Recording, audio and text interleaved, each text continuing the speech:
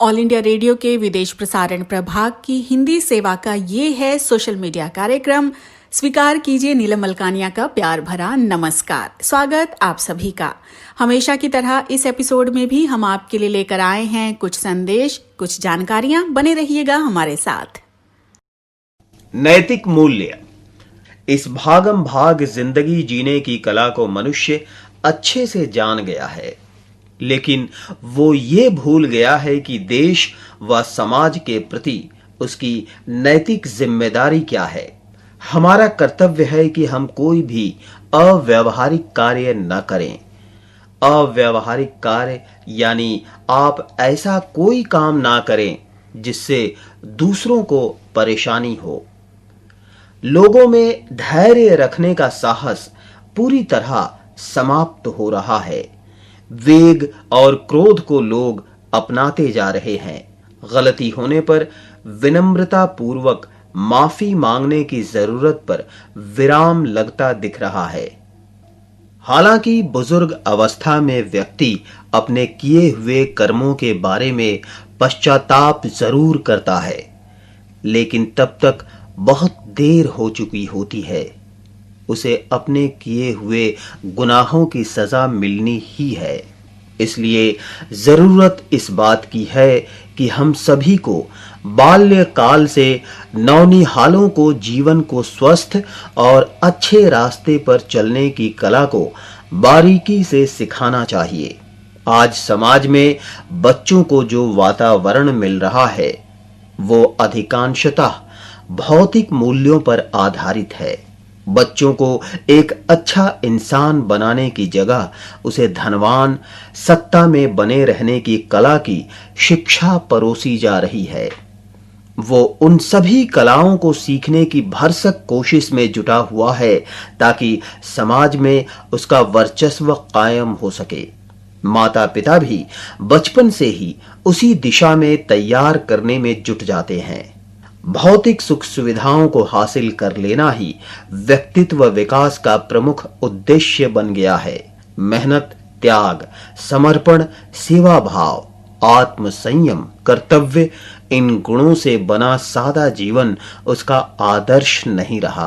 आज आवश्यकता इस बात की है कि बच्चों को उनकी ऊर्जा और क्षमता के अनुसार सही प्रेरणा, सही मार्गदर्शन और सही सलाह देनी चाहिए।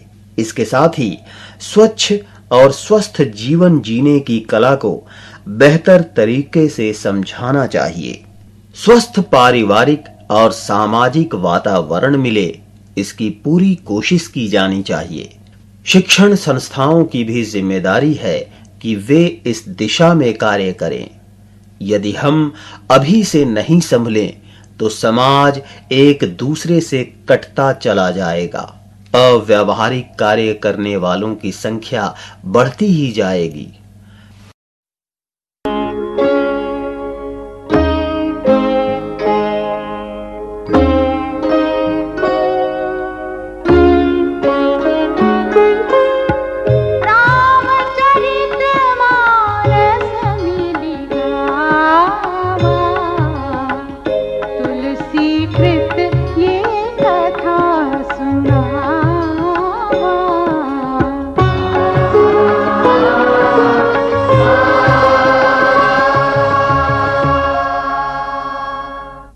श्री रामचंद्र जी व लक्ष्मण जी पूजा के लिए फूल लेने बाग में गए।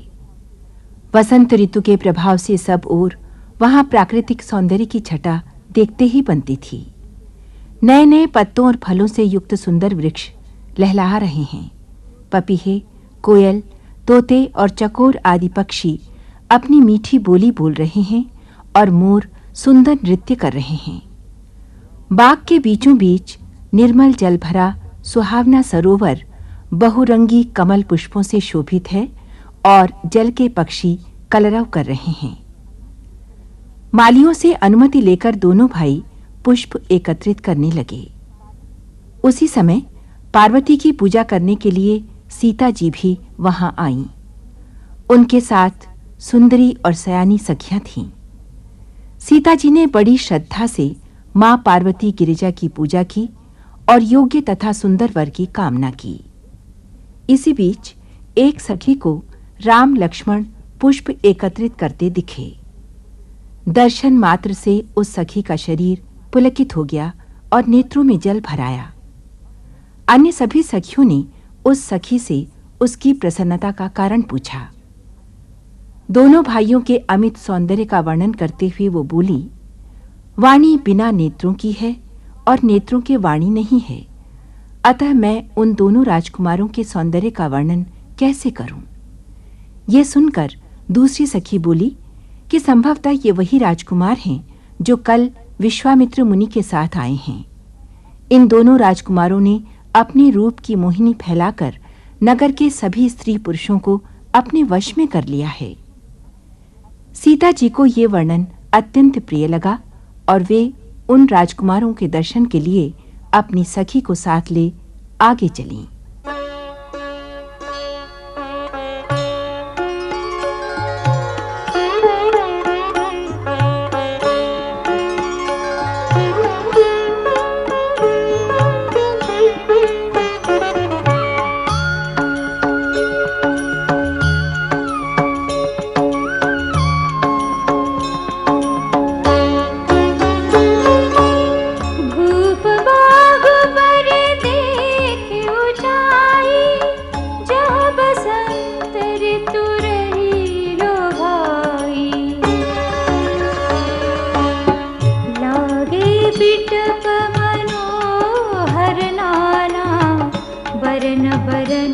बरबेरी बितारा नव पल्लव फल सुमन सुहाए निज संपत्ति सुर रूख लजाए चातक कोकिल तीर चकोरा पूजत बिहग नटत कलमोरा मध्य बाग सरु सोह सुहावा मनि सोपान विचित्र बनावा विमल सलिलु सरसिज बहुरंगा जल खग कूजत गुंजत भृंगा।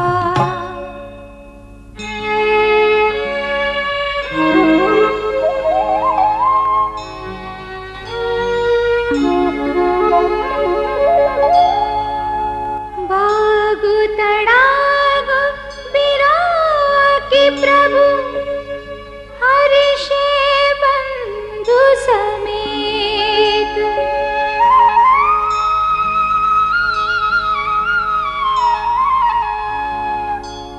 परम रम्य आरामुय जो राम ही सुख दे।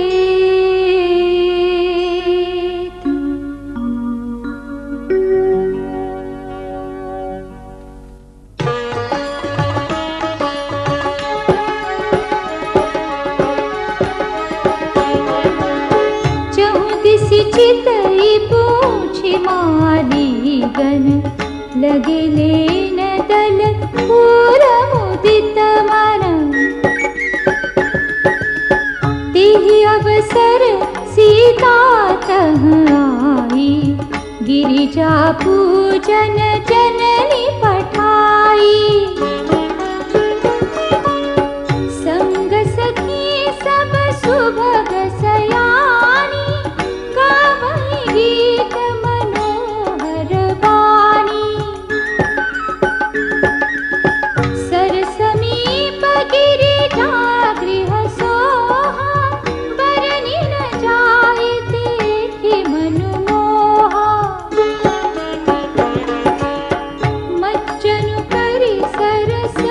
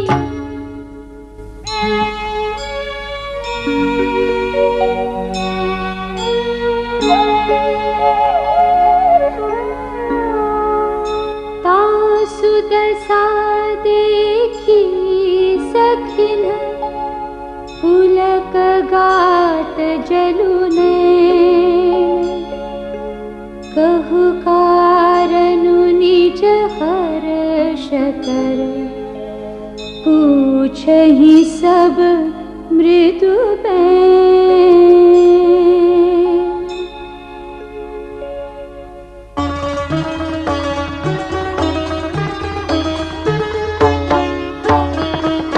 देखन बागु कुंवर दुई आए भय किशोर सब भांति सुहाए।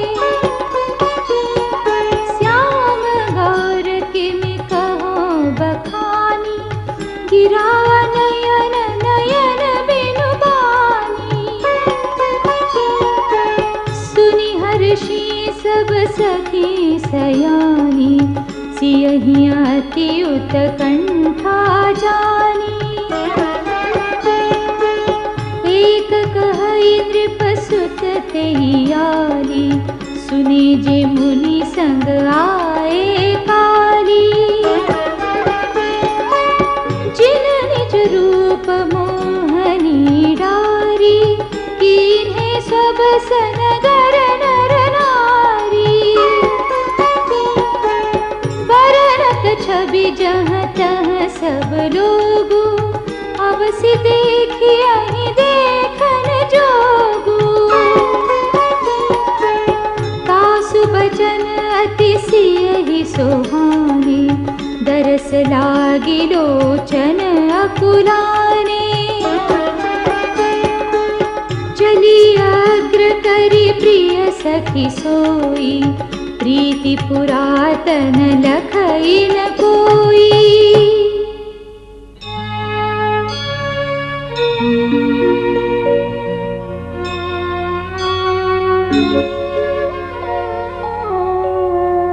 सुमिरि सिय नारद बचन उपजी प्रीति पुनीत। चकित बिलोकत सकल तिसि जनु शिशु मृगी सभीत।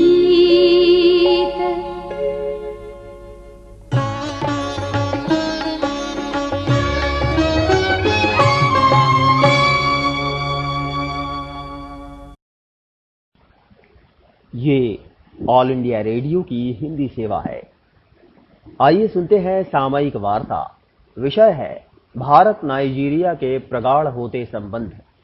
आलेख पदम सिंह का है। वाचक हैं मनोज कुमार चौधरी। अपनी विदेश नीति की कार्यसूची में भारत ने अफ्रीकी क्षेत्र को एक शीर्ष वरीयता का क्षेत्र घोषित किया है। अफ्रीकी महाद्वीप की तेजी से बढ़ती अर्थव्यवस्थाओं में से एक नाइजीरिया के साथ भारत के संबंध प्रगाढ़ हुए हैं। भारत ने नाइजीरिया को क्षमता वर्धन तथा प्रशिक्षण सहायता में सहायता की है। 2014 के बाद भारत ने नाइजीरिया के साथ द्विपक्षीय तथा बहुपक्षीय सहयोग के कई रूपों को विकसित या फिर पुनर्जीवित किया है। भारत तथा नाइजीरिया के बीच एक वर्चुअल बैठक आयोजित की गई थी। दोनों विदेश मंत्रियों डॉक्टर एस जयशंकर तथा श्री जेफरी ओनेमा ने भारत नाइजीरिया के द्विपक्षीय संबंधों के संपूर्ण दृष्टिकोण पर विस्तार से चर्चाएं की। बातचीत के दौरान दोनों मंत्रियों ने आपसी मित्रता तथा सहयोग पर आधारित दोनों देशों के बीच के उत्कृष्ट दीर्घकालीन बहुआयामी तथा रणनीतिक द्विपक्षीय संबंधों को स्वीकारा तथा इसके प्रति आभार व्यक्त किया। भारत विश्व के सबसे बड़े लोकतंत्र तथा नाइजीरिया का अफ्रीका का सबसे बड़ा लोकतंत्र होने के कारण ये सभी के लिए बहुलवाद, समग्रता तथा सुस्थिर विकास के मूल्यों को साझा करते हैं। दोनों पक्ष दोनों देशों तथा यहाँ के लोगों के आपसी लाभों के लिए उत्कृष्ट संबंधों को सशक्त करने में गति को बनाए रखने पर सहमत हुए। इन चर्चाओं में राजनीतिक, आर्थिक तथा व्यापार, रक्षा तथा सुरक्षा, विकासीय सहायता तथा सांस्कृतिक सहयोग पर सहयोग के विस्तृत दृष्टिकोण को सम्मिलित किया गया था। दोनों पक्षों ने रक्षा प्रशिक्षण तथा क्षमता वर्धन के क्षेत्र में अपने विस्तृत सहयोग को स्मरण किया तथा संतुष्टि जताई कि इनमें रक्षा उपकरण समर्थन, चिकित्सा तथा रख रखाव की सेवा, आतंकवाद से मुकाबले के लिए R&D तथा जवाबी कार्रवाई करने और सूचना और विचारों के नियमित आदान प्रदान करने जैसे नवीनतम क्षेत्रों तक विस्तार किया जा रहा है। दोनों मंत्रियों ने कहा कि साझा रक्षा सहयोग समिति की अगली बैठक इस वर्ष के अंत में अबुजा में आयोजित की जाएगी। दोनों मंत्रियों ने भारतीय तथा नाइजीरिया की नौसेनाओं के बीच सूचनाओं को साझा करने के माध्यम से चल रहे सहयोगात्मक प्रयासों तथा भारत और नाइजीरिया की नौसेनाओं के बीच सहयोग के माध्यम से गिनी की खाड़ी में समुद्री सुरक्षा के लिए निगरानी को बढ़ाने की बात को स्वीकार किया। मंत्रियों ने आतंकवाद से मुकाबले, विद्रोह तथा समुद्री डकैती से निपटने के लिए चल रहे प्रयासों में एक साथ काम करना जारी रखने के लिए दोनों देशों के सशस्त्र बलों को प्रेरित किया। 2019-20 में 13.9 बिलियन अमेरिकी डॉलर के कुल द्विपक्षीय व्यापार के साथ भारत नाइजीरिया का सबसे बड़ा व्यावसायिक साझेदार है तथा नाइजीरिया अफ्रीका में भारत का सबसे बड़ा व्यावसायिक साझेदार है। कोविड-19 की चुनौती के बावजूद द्विपक्षीय व्यापार संतुलन बना हुआ है, जो हमारे व्यापार आर्थिक संपर्कों के लचीलेपन को दिखाता है। नाइजीरिया भारत का एक अग्रणी ऊर्जा सुरक्षा साझेदार है तथा दोनों पक्ष सरकार से सरकार के स्तर को सम्मिलित करते हुए इस क्षेत्र में अपने सहयोग को सशक्त करने पर सहमत हुए।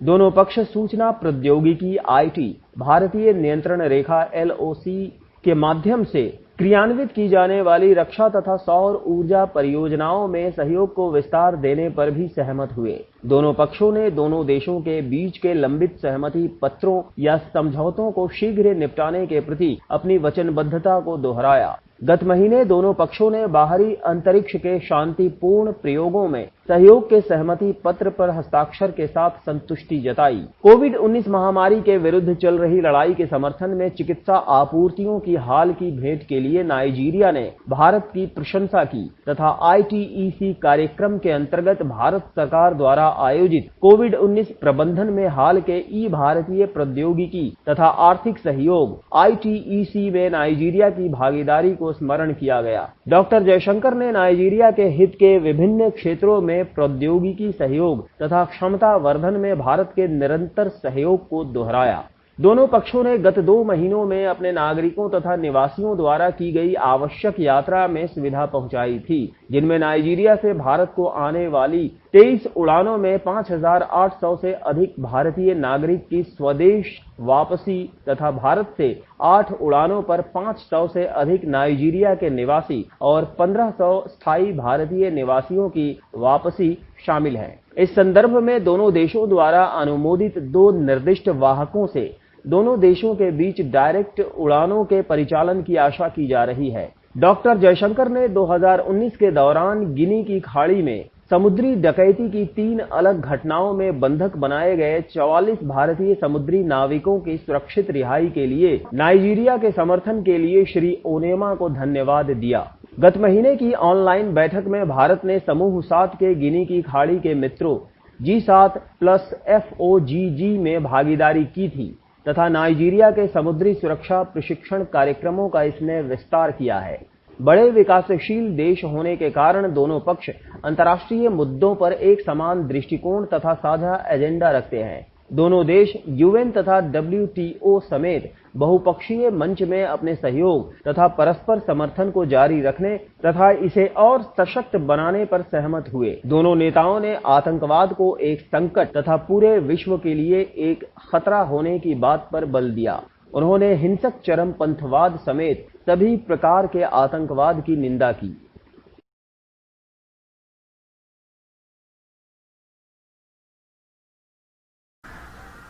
लाल लाल अखियों से घुरो न पिया मेरे मन की समझो बात, मन की समझो बात, मन की समझो बात।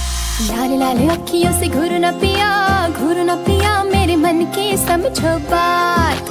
लाल लाल अखियों से घुरो न पिया मेरे मन की समझो बात। काम कर कर आज मैं भी थक गई, अब तुम ही पकाओ दाल भात। लाल लाल अखियों से घुरो न पिया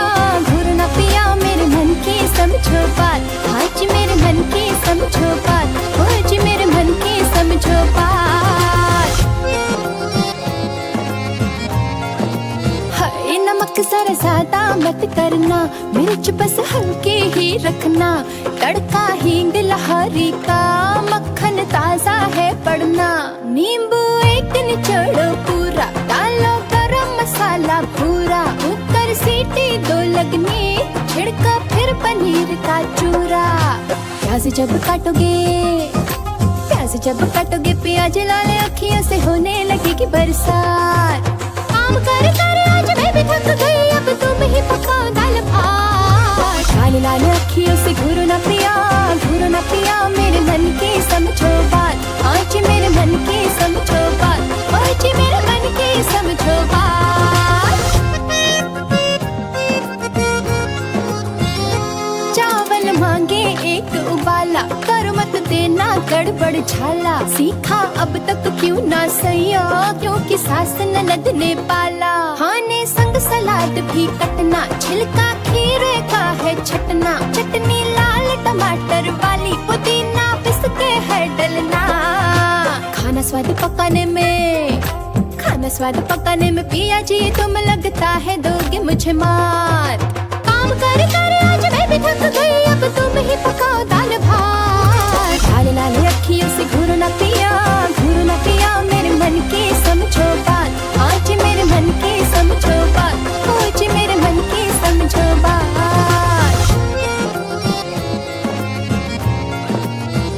परोसा है खाना सजनी, चख कर देखो तो चटनी, बात में घुला है मेरा दिल, चखो तो डाल जरा मखनी। कैसा बना है बतलाओ, अरे देखो यूं ना मुस्काओ, अजी दाल हो तुम भात हूँ मैं, मेरे हाथों से खाओ सजनी। कभी पकाओ तुम कभी पकाऊं मैं, हाँ कभी पकाओ तुम कभी पकाऊं मैं, अपना बना रहे साथ। काम कर आज तुम थक गई लो, मैंने है पकाया दाल भात। और मैं ही अखियों से देखो ना सकी मैंने समझ ली तेरी बात।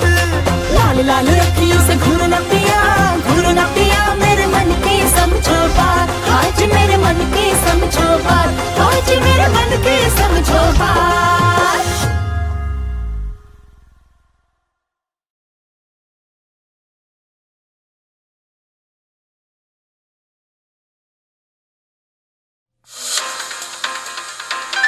नमस्कार, 3 सितंबर के पॉडकास्ट में आपका स्वागत है। मैं हूं नीलम मलकानिया। लीजिए सुनिए विदेश प्रसारण प्रभाग का अंतर्राष्ट्रीय समाचार बुलेटिन।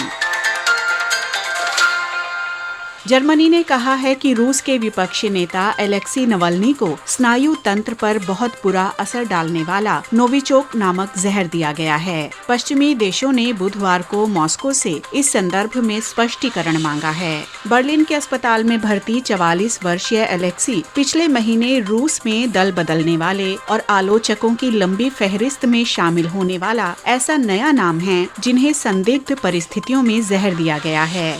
जर्मनी सेना की रासायनिक हथियार शोधशाला ने प्रमाण दिया है कि नवल्नी को बेहद खतरनाक नोविचोक जहर दिया गया है, जो कि सबसे पहले शीत युद्ध की समाप्ति के समय तैयार किया गया था। अमेरिका के विदेश मंत्री ने अफगानिस्तान में युद्ध अपराधों के आरोप में अमेरिकी सैनिकों की जांच पर आपत्ति जताते हुए बुधवार को अंतर्राष्ट्रीय आपराधिक न्यायालय या ICC की अभियोक्ता फातू बेनसुदा पर प्रतिबंध लगा दिया है। प्रतिबंधों की इस अमेरिकी सूची में ICC के क्षेत्राधिकार, संपूरक और सहकारिता प्रभाग के निदेशक भी शामिल हैं। श्री पोम्पियो का कहना है कि अमेरिकी सैन्य कर्मियों की जांच के लिए ICC अधिकारियों को अमेरिका का वीजा प्रदान नहीं किया जाएगा। पेशेवर कुश्तीबाज और बाद में हॉलीवुड के बड़े अभिनेता बने इवेन द रॉक जॉनसन ने बुधवार को कहा कि उनके पूरे परिवार को कोरोना विषाणु संक्रमण हुआ था और बाद में सभी पूरी तरह स्वस्थ हो गए। उन्होंने बताया कि उन्हें, उनकी पत्नी और उनकी 2 युवा बेटियों को निकट संबंधियों से ही कोविड-19 संक्रमण हुआ था। इसके बाद दुनिया में सबसे अधिक भुगतान लेने वाले जॉनसन ने इंस्टाग्राम के अपने करोड़ों फॉलोवर्स से मास्क पहनने और महामारी का राजनीतिकरण न करने का अनुरोध किया। जॉनसन ने कहा कि एक परिवार के रूप में ये हमारे लिए अभी तक का सबसे कठिन और चुनौतीपूर्ण समय था। क्यूबा की राजधानी हवाना में कोरोना विषाणु से बचने के लिए पहली बार रात के समय का कर्फ्यू लगाया गया है। 1959 में क्यूबा में हुई क्रांति के बाद पहली बार ऐसा किया गया है। मार्च में कोरोना विषाणु संक्रमण का पहला मामला सामने आने पर क्यूबा की सीमा बंद कर दी गई थी और संक्रमण फैलने के संदर्भ में जुलाई तक पूरी तरह सावधानी बरती गई। प्रति 1 लाख निवासियों पर संक्रमण दर 0.6% रही। केवल 2700 संक्रमण के दर्ज मामलों के साथ क्यूबा बहुत से लातिन अमेरिकी देशों में से सबसे कम प्रभावित रहा। अमेरिका के राष्ट्रपति चुनाव से पहले परिवर्तित छवियों का सामना करने के लिए अपने कार्यक्रमों की सूची में जोड़ते हुए माइक्रोसॉफ्ट ने एक सॉफ्टवेयर तैयार किया है जो नकली तस्वीरों या वीडियो का पता लगाने में मदद करेगा। वीडियो प्रमाणक सॉफ्टवेयर किसी तस्वीर या वीडियो के हर कोण का विश्लेषण करता है ताकि उन बदलावों का पता लगाया जा सके जो सामान्य तौर पर दिखाई नहीं देते। ये ऐसी तस्वीरें, वीडियो या ऑडियो होते हैं जिनमें कृत्रिम बौद्धिकता का इस्तेमाल करके बदलाव किया जाता है और फिर फेसबुक या ट्विटर जैसे माध्यमों पर इनका इस्तेमाल किया जाता है। बुल्गारिया में प्रदर्शनकारियों ने सड़कें जाम कर दी हैं। ये लगभग 2 महीने से रोज विरोध प्रदर्शन करते आ रहे हैं। ये प्रदर्शनकारी कुछ प्रभावी व्यक्तियों के साथ कथित छिपे संपर्कों की वजह से प्रधानमंत्री बोयको बोरिसोव और उनके मुख्य अभियोजक का त्याग पत्र मांग रहे हैं। बुल्गारिया की संसद की सुरक्षा में लगी दंगा रोधी पुलिस ने हालिया विरोध प्रदर्शन में बुधवार को पत्थरबाजी की, धुआं और पटाखे छोड़े। हिंसक हुए इस प्रदर्शन में कम से कम 55 लोग घायल हो गए और लगभग 100 लोगों को हिरासत में लिया गया है। प्रदर्शन समाप्त करने की कोशिश में प्रस्तावित एक नए संविधान के विवादित मसौदे को लेकर संसद के बाहर प्रदर्शन किया गया था।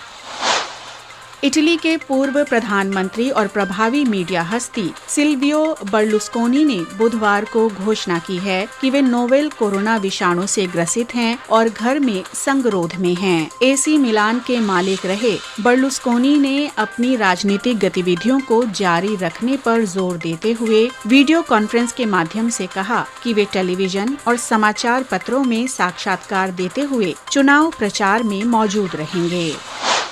ब्राजील के फुटबॉल महासंघ ने बुधवार को ये घोषणा की है कि ये राष्ट्रीय फुटबॉल टीम में देश का प्रतिनिधित्व करने वाले पुरुष और महिला खिलाड़ियों को एक समान राशि अदा करेगा। ब्राजील कुछ ही देशों द्वारा ये संकल्प लेने वाले देशों में से एक है। इससे पहले ऑस्ट्रेलिया, नॉर्वे और न्यूजीलैंड अपने अंतर्राष्ट्रीय पुरुष या महिला खिलाड़ियों को समान भुगतान करने का प्रण लेने वाले देशों में शामिल हैं। मार्च 2019 में वर्तमान विश्व विजेता अमेरिका के महिला दल ने भुगतान और शर्तों में कथित भेदभाव का आरोप लगाते हुए अपने महासंघ पर मुकदमा किया था। समाचार एजेंसी AFP के अनुसार पेरिस सेंट जर्मेन के 3 स्टार खिलाड़ियों में से एक नेमार कोरोना विषाणु से संक्रमित हो गए हैं। चैंपियंस लीग की उपविजेता द्वारा कई सकारात्मक या पुष्टि वाली जांच के बाद सूत्रों के हवाले से बुधवार को एजेंसी ने ये समाचार दिया। AFP द्वारा संपर्क किए जाने के बाद पेरिस सेंट क्लब ने खिलाड़ियों की पहचान उजागर करने से मना कर दिया। ऐसा लगता है कि ये मामला बायर्न म्यूनिख के हाथों चैंपियन लीग फाइनल हारने के बाद कई खिलाड़ियों द्वारा छुट्टी मनाने स्पेन भूमध्य सागर के द्वीप इबिजा जाने से जुड़ा हुआ है।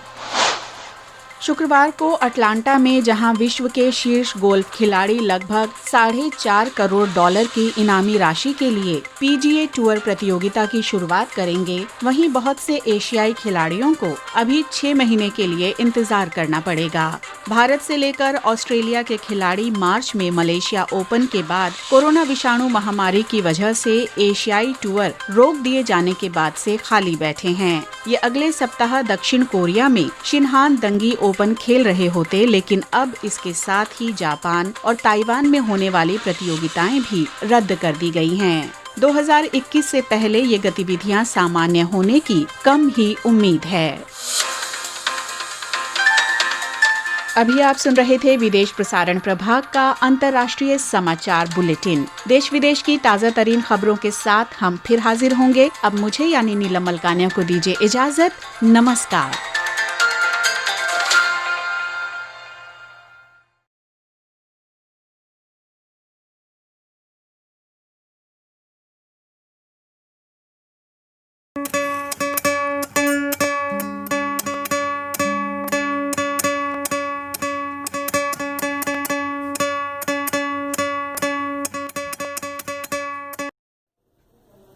नमस्कार दोस्तों, भादों का मास खत्म हो चुका है, आश्विन मास शुरू हो गया है और आश्विन मास हमारे लिए बहुत विशेष महत्व रखता है। प्रकृति ने हमें केवल विज्ञान दिया है, इसके अतिरिक्त और कुछ नहीं दिया। तो ऋषियों ने जीवन पद्धति तैयार की, जीवन शैली तैयार की, उसको समाज में उतारने की कोशिश की। कुछ लोगों ने समझा, कुछ लोगों ने नहीं समझा। छोटी छोटी लघु कथाओं के मार्फत उन्होंने अपने विज्ञान को समेटा और यह बताया कि भारतीय समाज में विज्ञान और धर्म कितना महत्वपूर्ण है।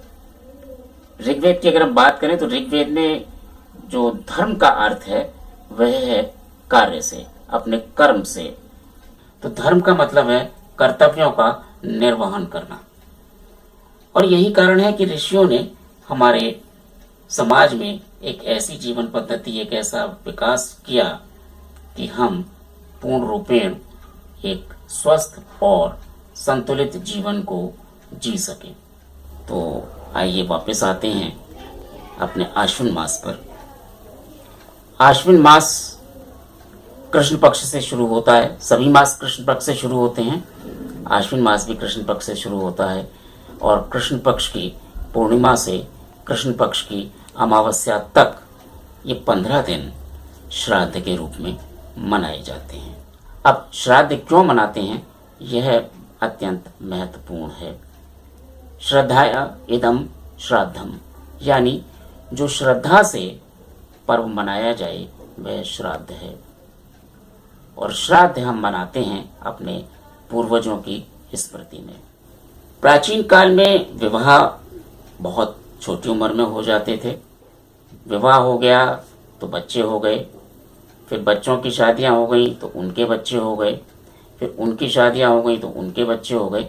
तो इस प्रकार हम देखते हैं कि प्राचीन काल में एक मनुष्य कम से कम और अधिक से अधिक 5 पीढ़ियों का साक्षी होता था। परदादा, दादा, पिता, पुत्र, पौत्र, प्रपौत्र, इस क्रम में ये सारी चीजें चलती थी। तो उसमें हम उनके मनपसंद चीजों को अपने घर में तैयार करते हैं, विशेष तौर पे भोजन। और उस भोजन के कुछ अंश अपने हम एक अंश गाय को, एक अंश कौवों को और एक अंश कुत्तों को देते हैं।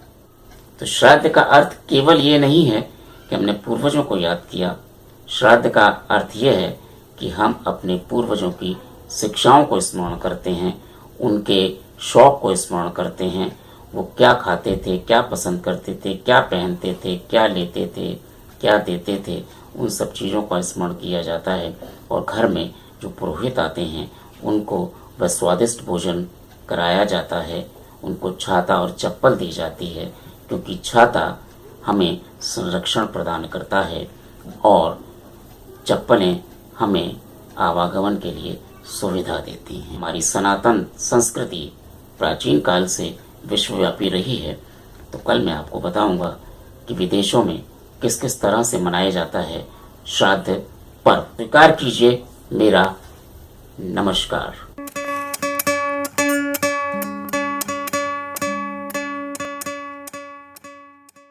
कार्यक्रम आपको कैसा लगा हमें ज़रूर बताइएगा esth.radiomail@gmail.com पर। अपना ध्यान रखिए, अपने परिवार का ध्यान रखिए। अगले अंक में हम फिर हाजिर होंगे। अब मुझे यानी नीलम मलकानिया को दीजिए इजाज़त। नमस्कार।